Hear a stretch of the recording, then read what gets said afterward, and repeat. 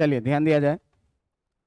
आज हम लोगों का एक नया चैप्टर है, मैग्नेटिज्म सीरीज का दूसरा चैप्टर और अपने सिलेबस का 5वां चैप्टर, जिसका नाम है क्या, मैग्नेटिज्म एंड मैटर। इस मैग्नेटिज्म एंड मैटर में हम लोगों को नेचुरली हम लोग जो मैग्नेट का स्टडी करते हैं उसका स्टडी करना है। इससे पहले हम लोग जितना भी मैग्नेटिक का इफेक्ट का करते थे वो सारा क्या था, मैनमेड मैग्नेट था, आर्टिफिशियल मैग्नेट था, जो हम लोग किसी भी करंट कैरिंग कंडक्टर से होकर के जब करंट बहाते थे तो वो मैग्नेट के जैसा बिहेव करता था और उस प्रॉपर्टीज को हम लोग अभी तक पढ़ रहे थे। वो परमानेंट मैग्नेट नहीं था। कोई भी current carrying conductor magnetism property को तब तक ही शो करता है जब तक उससे होकर के करंट बह रहा था। करंट बहना बंद, सारी की सारी मैग्नेटिक प्रॉपर्टीज खत्म। अब जो हम लोगों को पढ़ना है वो एकदम नेचुरली मैग्नेट के बारे में पढ़ना है। तो नेचुरली मैग्नेट में क्या सब आएगा, तो अपने को मिलेगा एक बार मैग्नेट, उसके बाद मिलने को मिलेगा क्या, मैग्नेटिक फील्ड लाइंस क्या होता है, फिर बार मैग्नेट कैसे मैग्नेटिक डाइपोल के जैसे बिहेव करता है, और जैसे हम लोग इलेक्ट्रिक डाइपोल में पढ़े थे कि डाइपोल के एक्सियल लाइन पे क्या इलेक्ट्रिक फील्ड होगा, वैसे यहाँ पर पढ़ेंगे मैग्नेटिक डाइपोल का फील्ड क्या होगा, मैग्नेटिक फील्ड। इक्वेटोरियल लाइन पे मैग्नेटिक फील्ड क्या होगा और किसी जनरल पॉइंट पे मैग्नेटिक फील्ड क्या होगा। इन सारे चीज़ों के बारे में आज हम लोगों को पढ़ना है कि टॉर्क कितना लगता है, पोटेंशियल एनर्जी कितनी होती है डाइपोल के कारण। ये सारी चीज़ें हम लोग जो इलेक्ट्रिक में पढ़े थे वो सेम चीज़ों को आज हम लोग रिपीट करने वाले हैं। ठीक है, तो भाई कहानी शुरू होती है ये कहाँ की, बार मैग्नेट की कहानी से कि आखिर ये बार मैग्नेट कहाँ से आया। तो करीब करीब 1600 बीसी की बात है कि 1600 बीसी में जो है कुछ गरेड़िए जो भेड़ बकरी चराने वाले लोग होते हैं, ठीक ना, वो भेड़ बकरी चरा रहे थे कहाँ, पहाड़ियों में। और ये पहाड़ी था किस जगह पर, मैग्नीशिया में। तो उसको चराते चराते कुछ कहानियों में ये बताया जाता है क्या कि उस समय में वो लोग लकड़ी के चप्पल पहनते थे जिसमें कील ठोका हुआ होता था। तो वो देखा गया क्या कि लकड़ी का चप्पल उसका चिपक रहा है। और कुछ कहानियों में ये बताया जाता है कि वो लोग जिस छड़ी का उपयोग करते थे उस छड़ी के टर्मिनल्स पे मेटल लगा हुआ था। तो वो खेलते खेलते देख रहा था क्या कि उस पहाड़ी पे कोई ऐसा पार्टिकुलर जगह है जिस जगह पर उसका मैग्नेट क्या हो रहा है, चिपक रहा है। तो वहीं से खोज होता है मैग्नेट का, नेचुरल मैग्नेट का, और नेचुरल मैग्नेट को फिर हम लोग धीरे धीरे पढ़ते हैं। बात समझ में आ रहा है। तो देखो कि अपने पास है क्या कि बार मैग्नेट। तो बार मैग्नेट क्या होता है, तो ये एक नेचुरल मैग्नेट है। बार मैग्नेट के बारे में अगर आपसे कोई पूछे बार मैग्नेट क्या है, तो इस बार मैग्नेट के बारे में आप कहिएगा क्या कि बार मैग्नेट जो है वो क्या है, it is a natural magnet. It is a natural magnet. क्या है, यह एक नेचुरल मैग्नेट है जिसका शेप होता है कैसा, रॉड के जैसा। ठीक ना, natural magnet which is in a rod shape. कैसा होता है, रॉड के शेप में होता है। अब रॉड के शेप में कोई भी चीज कैसा होगा, तो देखो मान लो कि ये कोई सा है रॉड के शेप वाला मैग्नेट। तो इस रॉड के शेप के मैग्नेट में जो है तो दो टर्मिनल होंगे। एक टर्मिनल को हम लोग बोलते हैं नॉर्थ पोल और दूसरे टर्मिनल को क्या बोलते हैं हम लोग, साउथ पोल। ये एन से हम लोग जिसको डिनोट किए हैं ये है क्या, इसका नॉर्थ पोल, और जो एस से डिनोट किए हैं ये है इसका क्या, साउथ पोल। आप देखिए कि ये नॉर्थ पोल और साउथ पोल का डिसीजन कैसे लिया जाता है कि कौन सा नॉर्थ पोल होगा और कौन सा साउथ पोल होगा। तो अगर किसी बार मैग्नेट को हम लोग फ्रीली सस्पेंड कर देंगे, ठीक ना, if any bar magnet, if any bar magnet is freely suspended, जब किसी बार मैग्नेट को क्या किया जाता है, लटका दिया जाए फ्रीली कि वो मूव करने के लिए क्या हो, एबल हो, ठीक ना, then it becomes in rest in north south direction. कि जब ये नॉर्थ साउथ डायरेक्शन में आ जाएगा तभी क्या होगा, रेस्ट में आएगा। तो कहा जाता है क्या कि किसी भी बार मैग्नेट को आप फ्रीली टांग दीजिए धागा से और घुमा करके छोड़ दीजिए। घूमने फिरने के बाद जब वो रेस्ट में आएगा तो वो ऑटोमेटिक नॉर्थ और साउथ डायरेक्शन में जाएगा। तो कहा जाता है कि इस बार मैग्नेट का जो पोजीशन नॉर्थ डायरेक्शन में गया वो इस मैग्नेट का साउथ पोल होगा, और जो साउथ डायरेक्शन में गया वो इस मैग्नेट का क्या होगा, नॉर्थ पोल होगा। बात समझ में आ रहा है। तो नॉर्थ और साउथ पोल आपको समझ में आ गया। किसी भी मैग्नेट को हम लोग फ्रीली सस्पेंड करेंगे तो क्या होगा, फ्रीली सस्पेंड करेंगे तो क्या होगा भाई, वो नॉर्थ और साउथ डायरेक्शन में जाकर के रुकेगा। जो नॉर्थ डायरेक्शन में जाकर के रुकेगा वो साउथ पोल होगा, जो साउथ डायरेक्शन में जाकर के रुकेगा वो क्या होगा, नॉर्थ पोल होगा। क्लियर है इतनी बातें। अब देखिए कि बात शुरू होती है किस चीज की, तो मैग्नेटिक फील्ड की।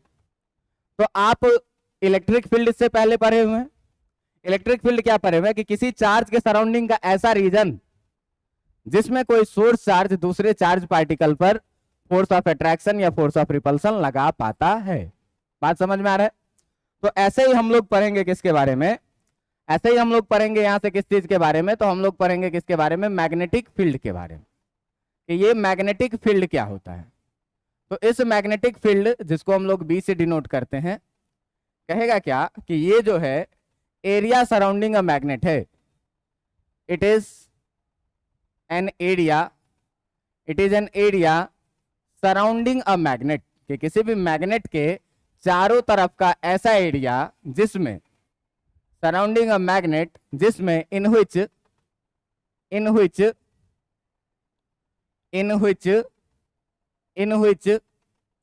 एनी मैग्नेट, जिसमें कोई दूसरा मैग्नेट और कोई दूसरा मैग्नेटिक मटेरियल, और कोई दूसरा मैग्नेटिक मटेरियल क्या करे, कोई दूसरा मैग्नेटिक मटेरियल क्या करे, एक्सपीरियंस अ मैग्नेटिक फोर्स, क्या करे, एक मैग्नेटिक फोर्स को अगर एक्सपीरियंस करता है उस एरिया में, तो उसे हम लोग क्या कहेंगे, मैग्नेटिक फील्ड कहेंगे। यहां मैग्नेट रखे। अब इस मैग्नेट का इफेक्ट इधर भी कुछ दूर तक रहेगा कि किसी दूसरे मैग्नेट को या मैग्नेटिक मटेरियल, जैसे लोहा क्या है, मैग्नेटिक मटेरियल है, तो किसी मैग्नेट को या किसी दूसरे लोहा पर ये इधर अगर फोर्स लगा पा रहा है, तो जितना दूर तक लगा पाएगा वही क्या होगा, इसका फील्ड होगा। आप देखेंगे कि दो मैग्नेट को जब हम लोग नजदीक में लाते हैं तो अधिक फोर्स लगता है, और जैसे जैसे दूर लेते जाएंगे फोर्स घटता जाएगा, एक टाइम आएगा कि फोर्स इस पर नहीं लगेगा।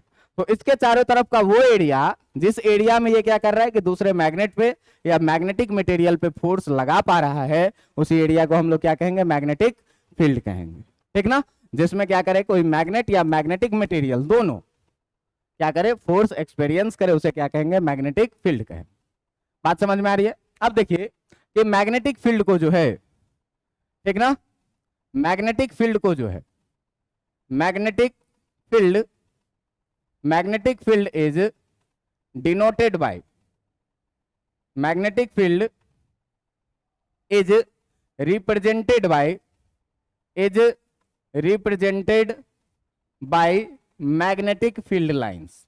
जैसे इलेक्ट्रिक फील्ड को हम लोग इलेक्ट्रिक फील्ड लाइंस के द्वारा दिखाते थे, वैसे ही हम लोग मैग्नेटिक फील्ड को भी क्या करते हैं, मैग्नेटिक फील्ड लाइंस के द्वारा दिखाते हैं। बात समझ में आ रहा है।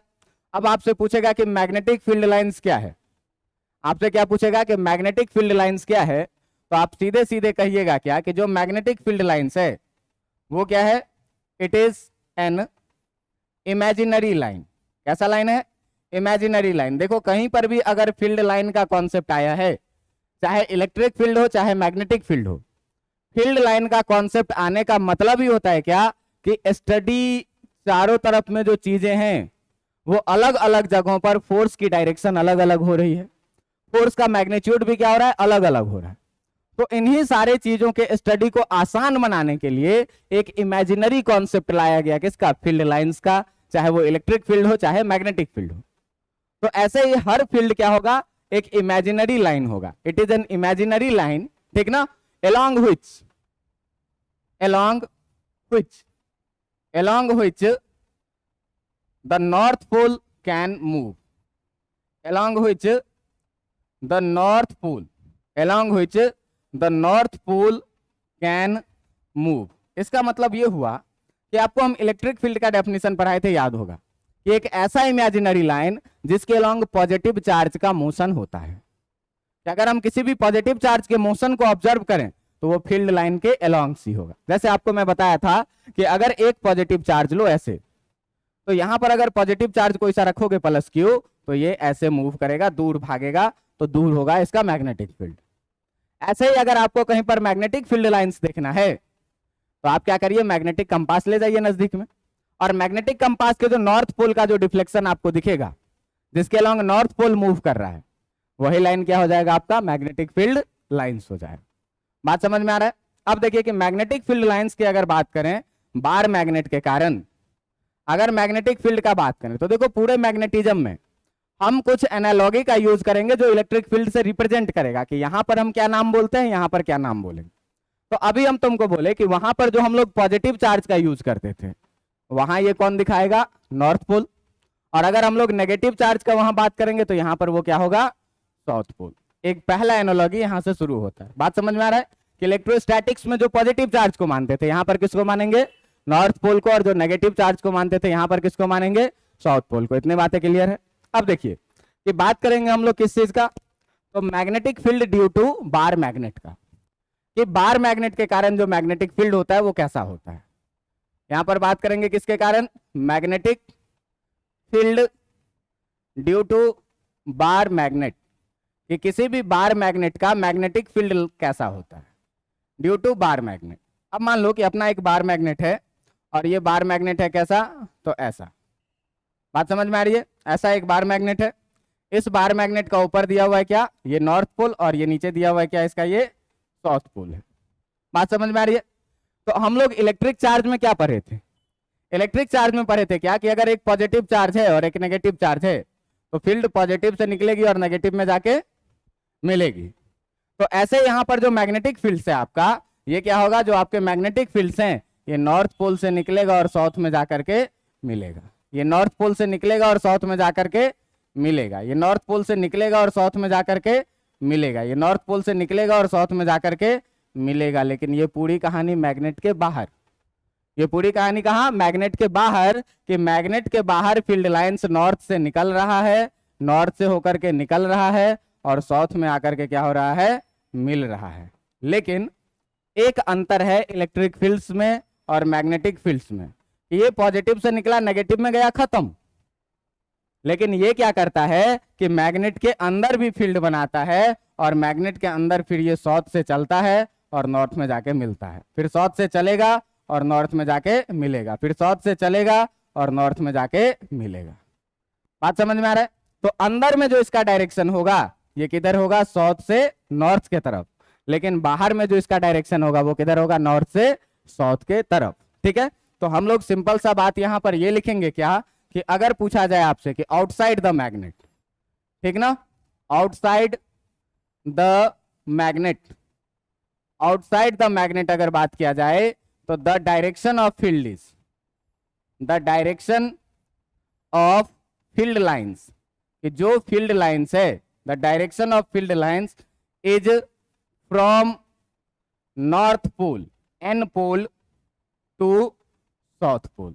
कि बाहर में अगर हम लोग बात करें मैग्नेट के बाहर में, तो मैग्नेटिक फील्ड्स का डायरेक्शन किधर होता है, नॉर्थ पोल से साउथ पोल के तरफ। लेकिन अगर हम लोग बात करें inside the magnet, inside the magnet अगर बात करें तो जो इनसाइड द मैग्नेट इसका डायरेक्शन होगा, inside the magnet the direction of, inside the magnet the direction of magnetic field lines, the direction of magnetic field lines जो होगी, magnetic field lines वो क्या होगी, फ्रॉम कहां से, साउथ पोल से निकलेगी और नॉर्थ पोल में जाकर के मिलेगी।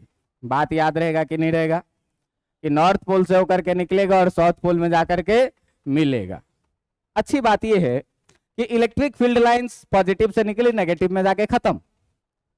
लेकिन ये क्या हो रहा है, पॉजिटिव से निकल रहा है, नेगेटिव में आके मिल रहा है और फिर जाकर के पॉजिटिव में। मतलब इलेक्ट्रिक फील्ड लाइंस कभी क्लोज लूप नहीं बनाती थी, यहां से निकली वहां जाके खत्म, फिर यहां से निकलेगी यहां आके खत्म। लेकिन मैग्नेटिक फील्ड लाइंस क्या कर रहा है, एक क्लोज लूप बना रहा है। बात समझ में आ रहा है। तो अब देखो हम लोग कंपेयर करके पढ़ने वाले हैं क्या, कंपेयर करके पढ़ने वाले हैं क्या, कि प्रॉपर्टीज क्या क्या होता है मैग्नेटिक फील्ड लाइंस का। जैसे हम लोग इलेक्ट्रिक फील्ड लाइंस का प्रॉपर्टीज पढ़े थे एक एक करके, ऐसे ही हम लोगों को क्या करना है, मैग्नेटिक फील्ड लाइंस का भी प्रॉपर्टीज पढ़ना है। तो इसमें सबसे पहला प्रॉपर्टीज है क्या, सबसे पहला प्रॉपर्टीज तो यही हो जाता है आपका कि इनसाइड में जो डायरेक्शन होगा वो नॉर्थ टू साउथ होगा, और इनसाइड में जो होगा वो साउथ से नॉर्थ, और आउटसाइड में होगा क्या, नॉर्थ से साउथ। तो पहला प्रॉपर्टी यहीं से शुरू होता है क्या, कि properties of magnetic field lines का अगर हम लोग बात करेंगे, properties of magnetic field lines, properties of magnetic field lines. और इस प्रॉपर्टीज में जो सबसे पहला प्रॉपर्टीज आएगा वो क्या लिखेंगे? Magnetic field, magnetic field always, always generate from north pole, north pole से जनरेट होगा, and meets to south pole. North pole से निकलेगा और साउथ पोल में मिलेगा, लेकिन कहां पर? आउटसाइड द मैग्नेट, मैग्नेट के बाहर में ये कहानी हो, ठीक ना। लेकिन अगर बात की जाए inside the magnet, inside the magnet अगर बात की जाए तो inside the magnet its direction is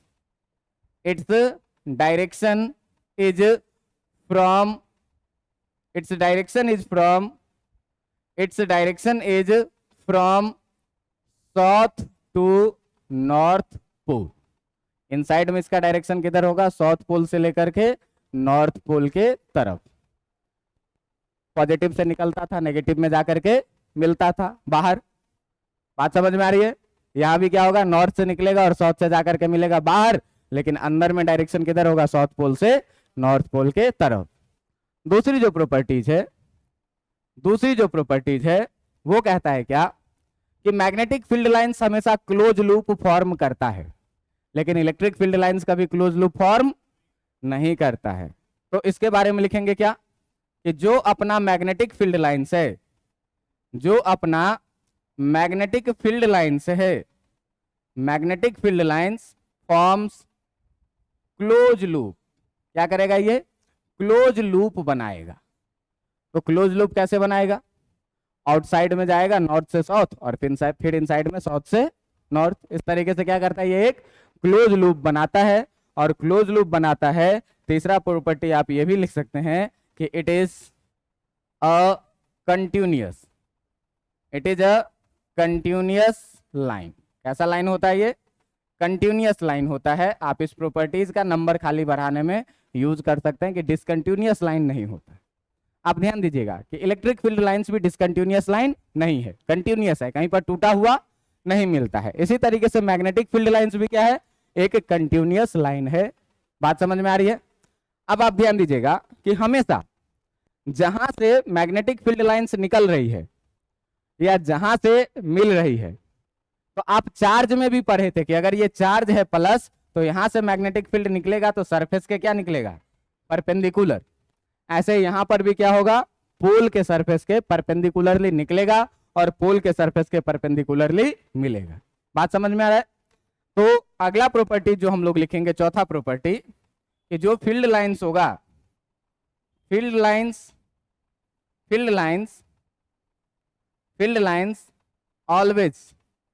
always meet and generate. जहां से मिलेगा और जहां से जनरेट होगा, वहां से क्या होगा? परपेंडिकुलरली टू द सरफेस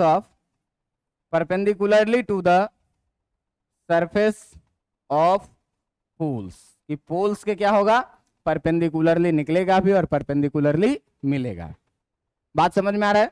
अगला प्रॉपर्टी पर हम लोग बढ़ेंगे कि अगला प्रॉपर्टी क्या कहता है। पांचवा प्रॉपर्टी कहता है कि मैग्नेटिक फील्ड लाइंस जितने क्लोज होंगे उतना ज्यादा स्ट्रांग मैग्नेटिक फील्ड को दिखाएगा, और जितने ज्यादा दूर दूर होंगे उतने कमजोर मैग्नेटिक फील्ड्स को दिखाएगा। इलेक्ट्रिक फील्ड्स के जैसे ही, सेम टू सेम, है ना। तो हम लोग दिखाएंगे क्या? कि जो डेंसिटी होता है, density of magnetic field lines, density of magnetic field lines जो होता है, मैग्नेटिक फील्ड लाइंस ये क्या करता है? shows the strength of magnetic field। कि मैग्नेटिक फील्ड का स्ट्रेंथ क्या है, कमजोर मैग्नेटिक फील्ड है कि स्ट्रांग मैग्नेटिक फील्ड है, ये कौन बताएगा? इसका डेंसिटी बताएगा। अगर डेंसिटी का बात हम लोग करें, अगर डेंसिटी का बात करें तो अगर डेंसिटी अधिक है, इसका मतलब फील्ड का जो स्ट्रॉन्ग है, इसका मतलब फील्ड का जो स्ट्रॉन्गनेस है वो भी क्या है, अधिक है। और अगर डेंसिटी कम है, और अगर डेंसिटी कम है, इसका मतलब जो है वो मैग्नेटिक फील्ड जो है, मैग्नेटिक फील्ड भी क्या है, कमजोर है। जैसे मान लीजिए क्या कि अगर हम बात करें किसी फील्ड लाइंस का, और ये फील्ड लाइंस है कुछ ऐसा फील्ड लाइंस, आप बताइए इसमें मैं 2 पॉइंट ले लूं, एक पॉइंट एक्स और एक पॉइंट वाई। इस दोनों पॉइंट में डेंसिटी अधिक कहां पर है, एक्स के पास। इसका मतलब एक्स के पास मैग्नेटिक फील्ड अधिक स्ट्रांग है और वाई के पास फील्ड दूर दूर है। इसका मतलब क्या हुआ कि वाई के पास जो है सो मैग्नेटिक फील्ड स्ट्रेंथ क्या है, कमजोर। तो हम लोग मैग्नेटिक फील्ड को बी से डिनोट करते हैं, बी एक्स, और इधर लिखेंगे क्या, बी वाई। एक्स के पास अधिक है और वाई के पास क्या है, कमजोर है। बात समझ में आ रही है। इसी तरीके से एक प्रॉपर्टी और है यहां पर, क्या कि अगर हम लोग बात करें पोल के पास, तो पोल से बहुत सारी फील्ड लाइंस निकलेगी और पोल पे जाकर के बहुत सारी फील्ड लाइंस मिलेगी। तो पोल पे जो मैग्नेटिक फील्ड होगा वो स्ट्रॉन्गेस्ट होगा, और बार मैग्नेट के मिडल वाले पोर्शन पे जो मैग्नेटिक फील्ड होगा वो क्या होगा, वीकेस्ट होगा। क्योंकि आप देखिए कि पोल पर जो है सो मैग्नेटिक फील्ड लाइन सबसे नजदीक नजदीक है, और बीच वाले पोजीशन में मैग्नेटिक फील्ड लाइन सबसे दूर दूर है। तो अगर बात किया जाए स्ट्रॉन्गेस्ट मैग्नेटिक फील्ड का, तो कहां पर होगा, पोल पे, ठीक ना। तो हम लोग इसमें बात करेंगे क्या कि at the pole of bar magnet, कौन सा नंबर आएगा, नंबर आएगा छठा नंबर, ठीक ना। छठा नंबर में क्या लिखेंगे, at the poles of bar magnet, कि किसी भी बार मैग्नेट के पोल पर द मैग्नेटिक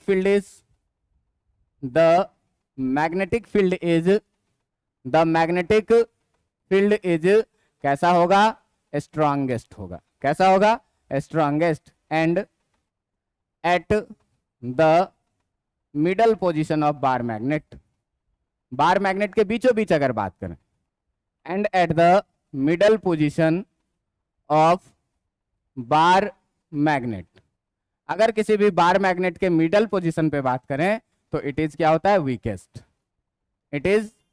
सबसे कमजोर मैग्नेटिक फील्ड वहीं पे बनाएगा। बात समझ में आ रहा है। अच्छा देखो, मैग्नेट का कुछ प्रॉपर्टी है कि हम लोग जो बार मैग्नेट पढ़ रहे हैं ये नेचुरल मैग्नेट है और परमानेंट मैग्नेट भी है। ये जो बार मैग्नेट है आपका, ये बार मैग्नेट नेचुरल है, ठीक ना, लेकिन अगर इसके बारे में कहा जाए तो it is a permanent magnet है। कैसा मैग्नेट है, परमानेंट मैग्नेट है। ये अपना मैग्नेटिक प्रॉपर्टी कभी लूज नहीं करता। लेकिन इलेक्ट्रोमैग्नेट में जो हम लोग इलेक्ट्रिक इफेक्ट के कारण मैग्नेट बनाते थे, उसमें जब तक करंट है तभी तक मैग्नेटिक प्रॉपर्टी है। बार मैग्नेट का भी प्रॉपर्टी लूज हो सकता है, बार मैग्नेट का भी प्रॉपर्टी लूज हो सकता है। कैसे कैसे लूज हो सकता है मैं यहां पे लिख दे रहा हूं, ठीक ना। तो अब bar magnet can lose its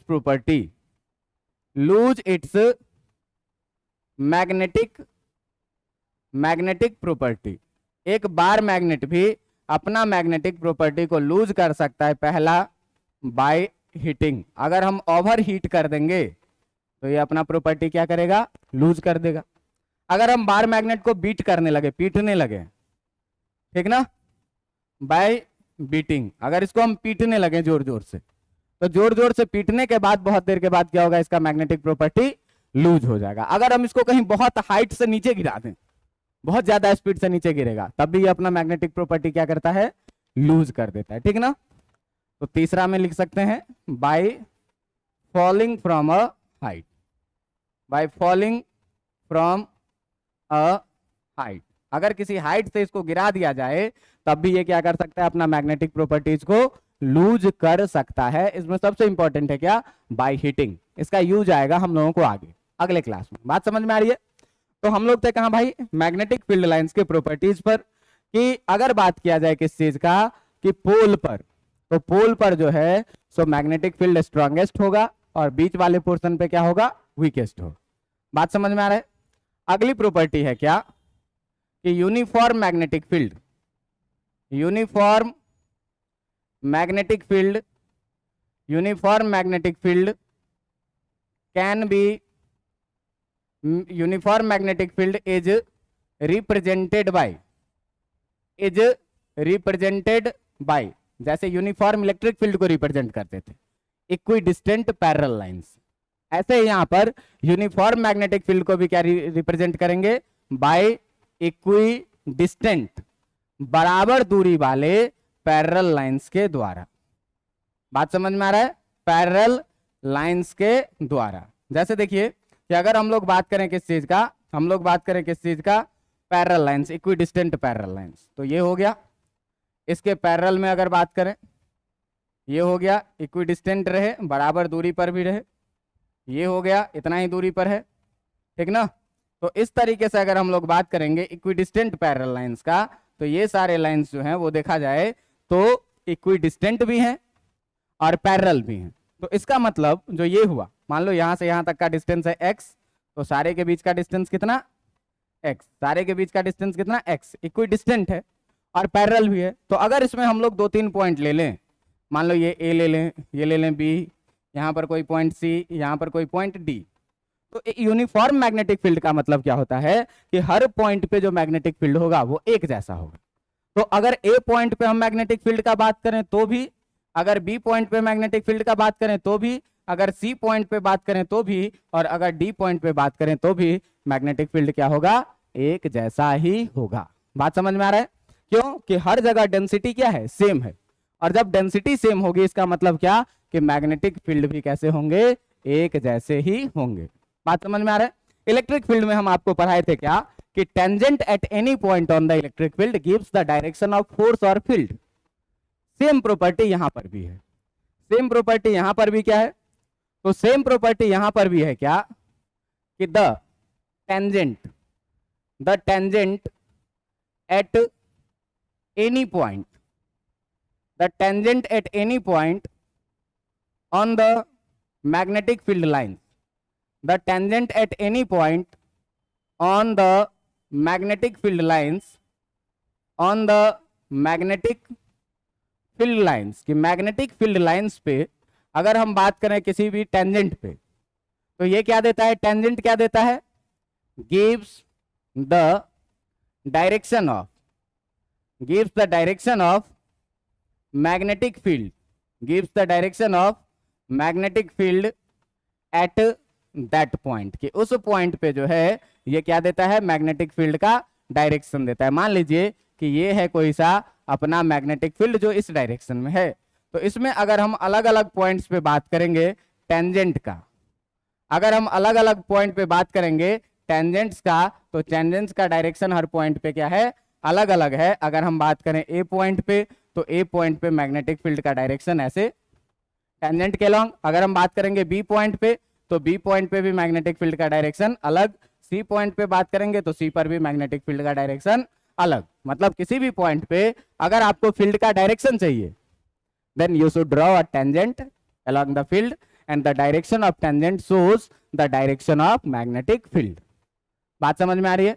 और सबसे लास्ट प्रॉपर्टी में आज लेके आएंगे क्या, कि सबसे लास्ट प्रॉपर्टीज में लेके आएंगे 9 नंबर प्रॉपर्टीज में, जैसे इलेक्ट्रिक फील्ड लाइंस में पढ़े थे कि नेवर इंटरसेक्ट ईच अदर, कि दो इलेक्ट्रिक फील्ड लाइंस कभी एक दूसरे को इंटरसेक्ट नहीं करेंगे। इसी तरीके से भैया टू मैग्नेटिक फील्ड लाइंस भी, टू मैग्नेटिक फील्ड लाइंस भी क्या करता है, two magnetic field lines never intersect each other, never intersect each other. दो मैग्नेटिक फील्ड लाइंस कभी एक दूसरे को इंटरसेक्ट नहीं करेगा। क्यों नहीं करेगा, कि अगर मान लीजिए कि दो मैग्नेटिक फील्ड लाइंस एक दूसरे को इंटरसेक्ट कर भी दिया, ये पहला लाइन ये दूसरा लाइन, तो at the point of intersection there is two direction of force is possible, first this and the another this, and at a particular point there is never possible the two different direction of magnetic force और magnetic field lines। कभी भी एक ही point पे net force का दो direction हो ही नहीं सकता है, नेट फील्ड का दो डायरेक्शन हो ही नहीं सकता है। जब नहीं हो सकता है तो कभी एक दूसरे को काटेगा नहीं। बात समझ में आ रहा है। अब देखिए कि किसी भी मैग्नेट का जो है, किसी भी मैग्नेट का अब हम लोग आ गए दूसरे पॉइंट, ठीक ना। कभी भी मैग्नेट का चार्ज सिंगल पॉसिबल है कि अगर इससे मैं इलेक्ट्रॉन निकाल लूं और ये पॉजिटिव चार्ज हो गया तो मैं इसको पॉजिटिव चार्ज लेकर के अकेले मैं कहीं भी जा सकता हूं, इस नेगेटिव चार्ज को लेकर के मैं कहीं भी जा सकता हूं। लेकिन मैग्नेट के केस में ऐसा नहीं होता। मैग्नेट में हमेशा बाइपोल एग्जिस्ट करता है, पेयर ऑफ पोल एग्जिस्ट करता है, जितना नॉर्थ उतना ही साउथ। आप अकेले किसी को आइसोलेटली मूव नहीं करवा सकते, ठीक ना। सिंस हम लोग यहां पर पॉइंट क्या लिखेंगे, since the existence of pole in magnet always in pair, always in pair. Charge भी तो पेयर में ही एग्जिस्ट करता है, लेकिन हम इसको आइसोलेटली मूव करवा सकते हैं। लेकिन मैग्नेट का भी पोल्स पेयर में ही एग्जिस्ट करता है, लेकिन हम इसको आइसोलेटली मूव नहीं करवा सकते। क्यों कि मान लिया जाए क्या कि अपने पास एक मैग्नेट है, अपने पास क्या है, एक मैग्नेट है, और इस मैग्नेट का ये रहा नॉर्थ पोल और ये रहा साउथ पोल। अगर हम जैसे इसको ले जाना चाहेंगे तो साउथ को ले जाएंगे तो नॉर्थ भी जाएगा, नॉर्थ को ले जाएंगे तो कहोगे नहीं सर हम बीच से इसको तोड़ देते हैं। बीच से जैसे ही तोड़ोगे फिर यहाँ पे साउथ बन जाएगा, यहाँ पे क्या होगा, अब इधर वाले को ले जाओगे तो नॉर्थ पोल भी साथ में जाएगा और साउथ पोल भी साथ में जाएगा।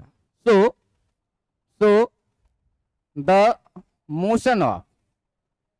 मोशन ऑफ मोनोपोल्स मतलब एक पोल का मोशन इज नॉट पॉसिबल। एक पोल का जो है तो मोनोपोल का मूवमेंट पॉसिबल नहीं है। और एक चीज और देखिए कि हम लोग एक और चीज लिखें, प्रॉपर्टीज में ही लिख लें 10 नंबर में एक और चीज लिख लें प्रॉपर्टीज में कि जितना डेंसिटी रहेगा मैग्नेटिक फील्ड लाइंस का उतना स्ट्रांग मैग्नेट रहेगा, मतलब उसका पोल स्ट्रेंथ भी क्या रहेगा, उतना ही अधिक रहेगा। बात समझ में आ रहा है। तो हम लोग एक पॉइंट और लिख लें क्या कि जो pole strength of bar magnet is directly proportional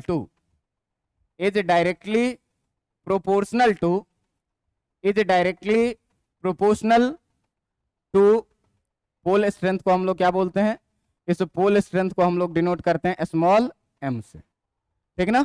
पिछले चैप्टर में मैं बताया था, है ना। Is directly proportional to number of magnetic field lines, कि जहां से जितना मैग्नेटिक फील्ड लाइंस निकल रहा है उसका पोल स्ट्रेंथ उतना ही अधिक है। इसका मतलब वो उतना ही पावरफुल मैग्नेट है। बात समझ में आ रहा है। अब देखिए कि अगर बाइपोलर एग्जिस्टेंस है इसका मतलब हर मैग्नेट कैसा बिहेव कर रहा है, डाइपोल के जैसा बिहेव कर। अगर बाइपोलर एग्जिस्ट कर रहा है इसका मतलब हर मैग्नेट कैसा बिहेव कर रहा है, डाइपोल के जैसे, ठीक ना।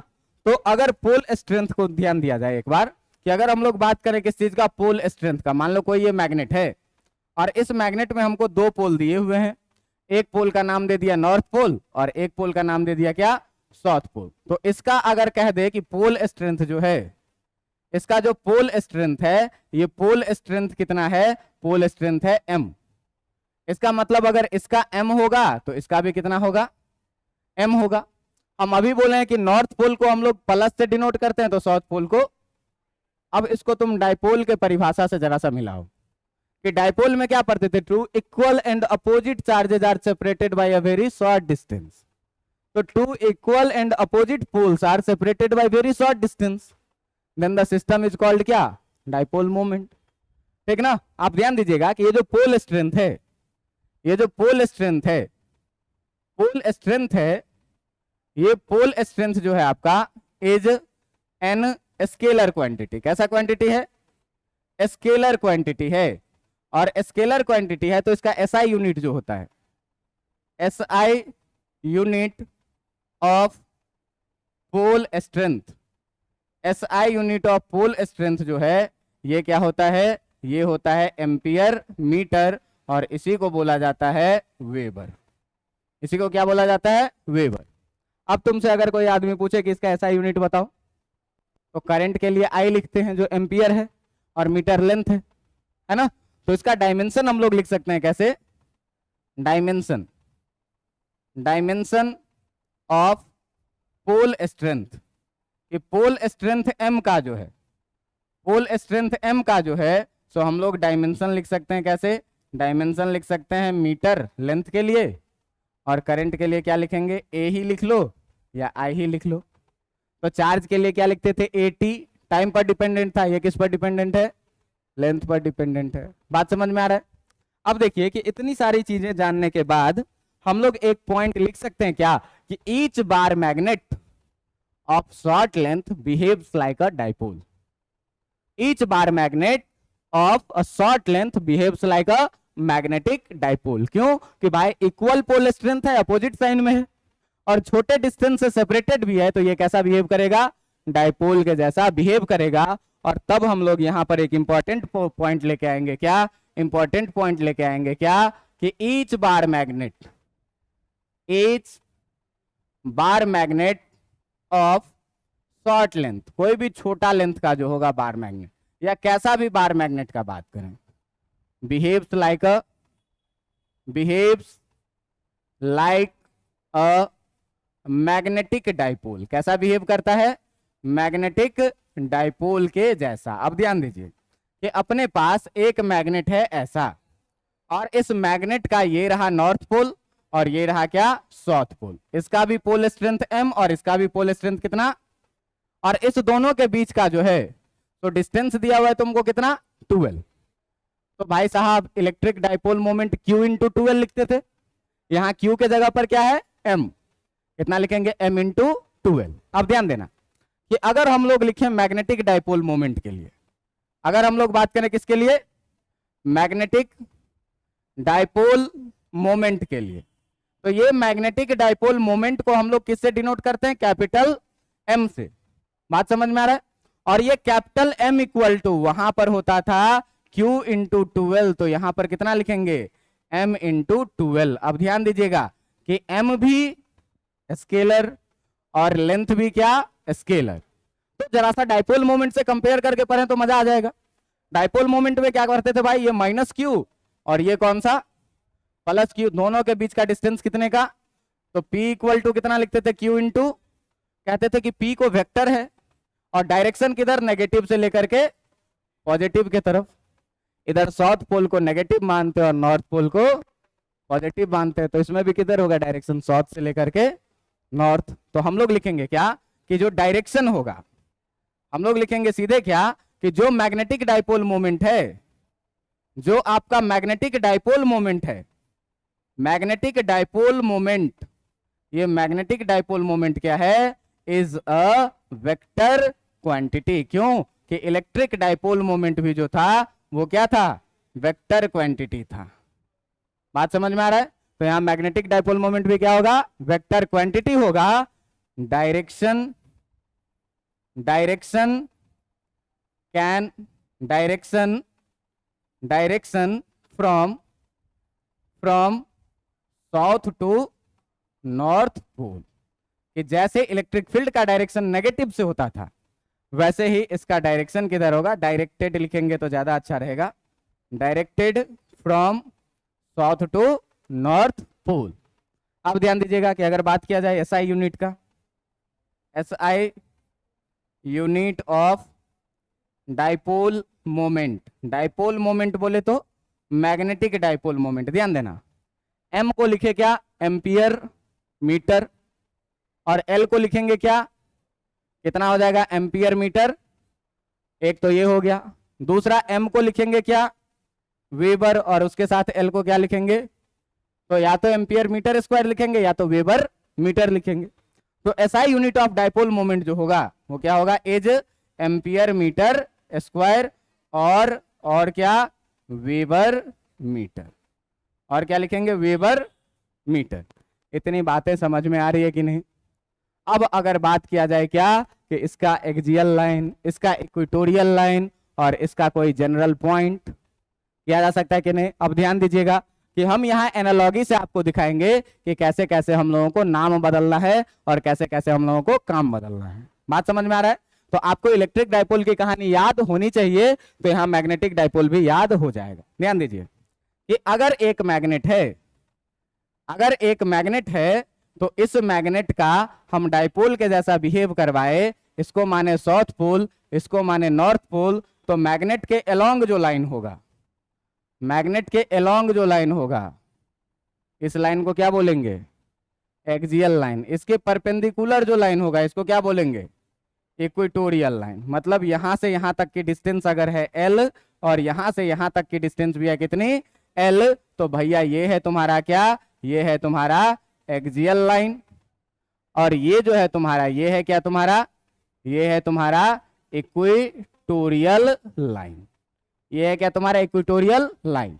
अब ध्यान देना, अगर मान लिया जाए कि डाइपोल मोमेंट का डायरेक्शन हमेशा जो m का डायरेक्शन होगा, ये होगा किधर? साउथ से लेकर के नॉर्थ तक। ये है किसका डायरेक्शन? तो ये है डाइपोल मोमेंट m का डायरेक्शन, ठीक ना? और यहां से थीटा एंगल पर कोई पॉइंट है P जो यहां से r डिस्टेंस पर है, तो इस पॉइंट को हम कोई जनरल पॉइंट मान ले जो कहां पर है? थीटा एंगल पर। अब देखना कि एनालॉगी क्या यूज करने वाले हैं। एनालॉगी का मतलब नाम हम कैसे चेंज करेंगे, तो ध्यान दीजिएगा। डाइपोल मोमेंट के लिए हम लोग इलेक्ट्रिक में यूज करते थे, इधर इलेक्ट्रिक डाइपोल का बात कर रहे हैं, और इधर हम लोग बात कर रहे हैं मैग्नेटिक डाइपोल का। इधर हम लोग किसका बात कर रहे हैं? मैग्नेटिक डाइपोल का। ध्यान दीजिएगा कि हम लोग इलेक्ट्रिक डाइपोल में जिसको Q लिखते थे, मैग्नेटिक डाइपोल में उसको हम साउथ के लिए पॉजिटिव चार्ज प्लस Q के लिए हम प्लस M यूज करेंगे जो कि नॉर्थ पोल का होगा, और माइनस Q चार्ज के लिए हम माइनस M लिखेंगे जो कि किसका होगा? साउथ पोल का होगा। बात समझ में आ रहा है कि नहीं आ रहा है? हम इलेक्ट्रिक डाइपोल के लिए constant K equal to use करते थे 1/4 पाई एप्सिलॉन नॉट, जिसका वैल्यू 9 × 10⁻। मैग्नेटिक डाइपोल के लिए K का वैल्यू जो हम लोग यूज करेंगे, K इक्वल टू यूज करेंगे μ0/4 पाई, जिसका वैल्यू 10⁻7 होगा। इतनी बात है, आपको समझ में आ रही है कि नहीं? डाइपोल मोमेंट के लिए हम लोग यूज करते थे P, और मैग्नेटिक डाइपोल के लिए क्या यूज कर रहे हैं? M। बात समझ में आ रहा है? तो अब देखो कि इस एनालॉगी का यूज करके, इस एनालॉगी का यूज करके जो है, सो इस एनालॉगी का जो यूज करके है, सो हम लोग कैसे काम करेंगे, ये जरा सा ध्यान से देखिएगा। ये सारी चीजें नाम याद रहेगा, कैसे कैसे बदले। अब देखना कि हम एक जगह पर बात करेंगे तुम्हारे साथ इलेक्ट्रिक डाइपोल का, और एक जगह पर हम लोग बात करेंगे मैग्नेटिक डाइपोल का। हम इधर बात करने वाले हैं किस चीज का? हम लोग इधर बात करने वाले हैं इलेक्ट्रिक डाइपोल मोमेंट। इधर हम लोग बात करने वाले हैं किसका? Electric dipole moment P। और इधर हम लोग किसका बात करने वाले हैं? Magnetic dipole moment. Magnetic dipole moment किस चीज का? Magnetic dipole moment vector M का।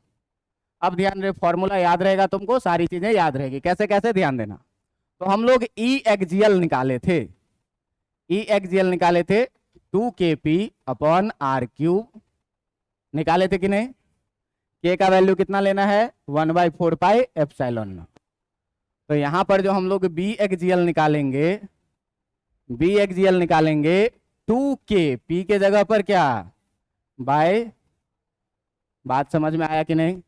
खाली नाम बदला और कुछ नहीं बदला। ये था डायरेक्शन, था इसका क्या? In the direction of P। ये क्या था? कहां पर? In the direction of dipole moment. तो ये भी क्या होगा? In the direction of magnetic dipole moment. In the direction of किसके? M के। याद आ रहा है कि नहीं? पहला बात।